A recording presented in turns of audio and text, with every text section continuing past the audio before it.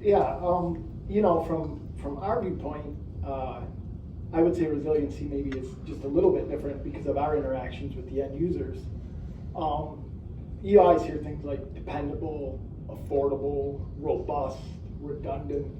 You think about what happens when what you think is going to happen isn't what happens. And so, status quo doesn't really need resiliency. It's like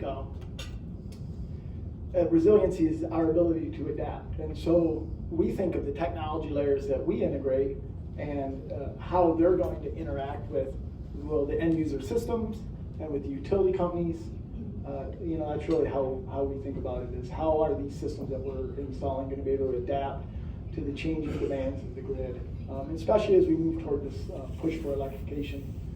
It's going to be ever more important. So when you talk about technologies and you talk about what you help them with, what are some examples of what you work with businesses and residents on doing to be resilient in their homes or their business?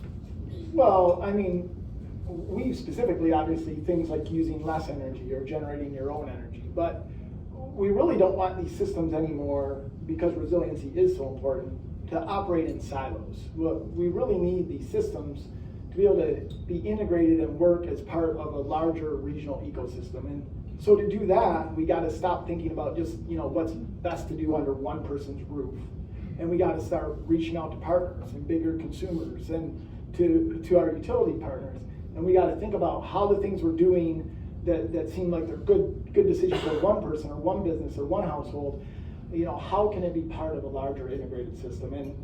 And with electrification, that's going to be especially important because, like Ed mentioned earlier, they have their own power plant now. And that's great, and it saves them money, and it makes them more robust and more redundant. But how is that going to play into this whole regional ecosystem? And eventually, they can be an important component of not just more dependability and more reliability and more affordability for them, but their asset can become an asset for the entire community. And we all haven't figured that out exactly yet, but my goal, one of the reasons I was excited to talk about this, is just to get people thinking about how decisions we make can help increase not only our own resilience and affordability from an energy standpoint, but how we can think about it as a larger ecosystem. Jim, looking forward for your business and the expertise that you have, where do you see resiliency going, and what are the needs you think you're going to have?